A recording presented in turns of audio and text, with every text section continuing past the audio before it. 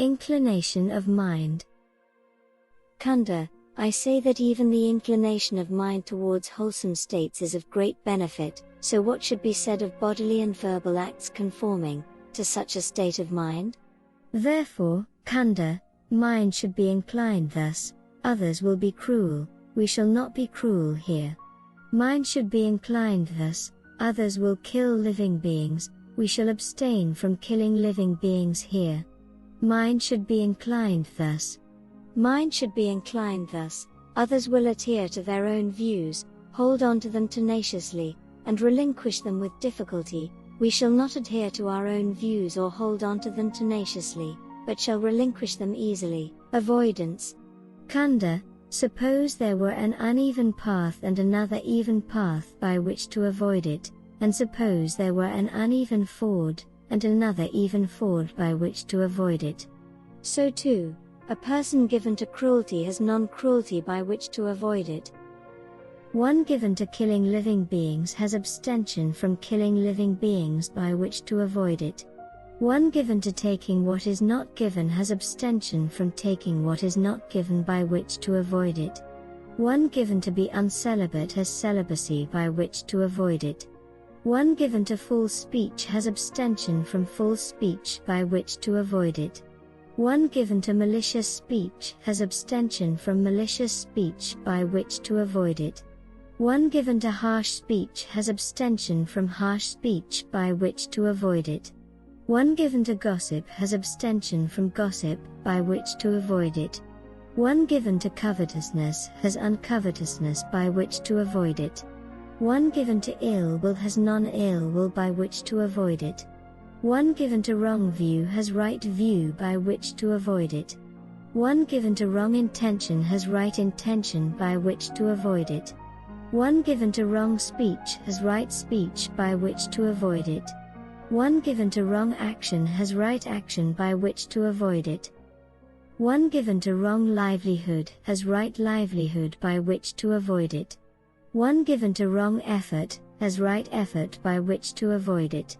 One given to wrong mindfulness has right mindfulness by which to avoid it.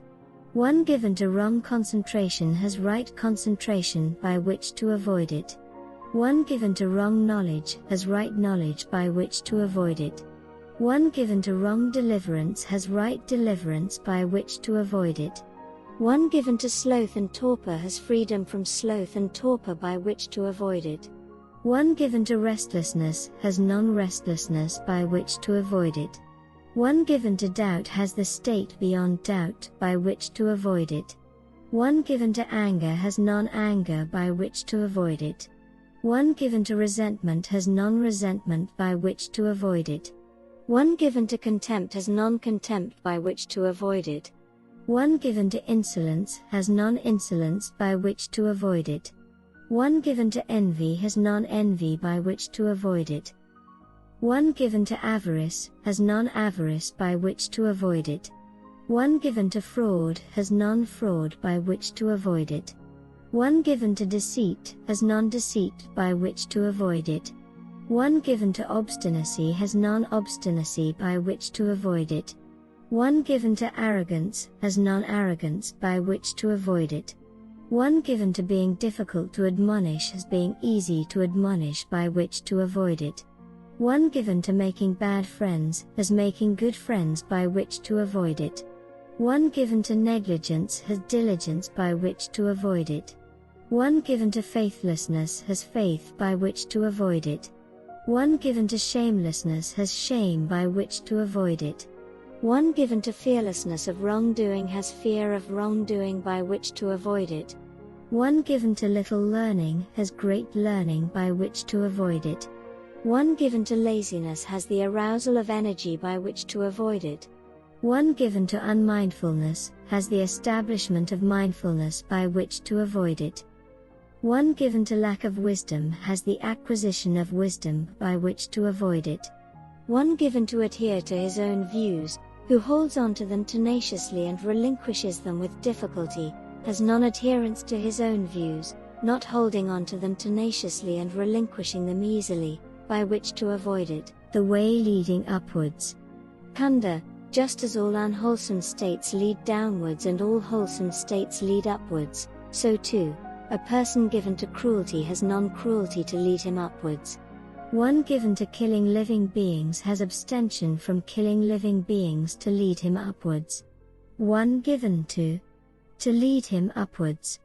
One given to adhere to his own views, who holds on to them tenaciously and relinquishes them with difficulty, has non-adherence to his own views, not holding on to them tenaciously and relinquishing them easily, to lead him upwards. The way of extinguishing.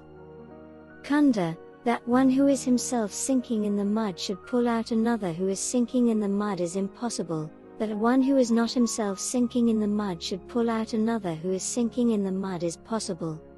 That one who is himself untamed, undisciplined, with defilements, unextinguished, should tame another, discipline him, and help extinguish his defilements, is impossible, that one who is himself tamed, disciplined, with defilements, extinguished, should tame another, discipline him, and help extinguish his defilements, is possible.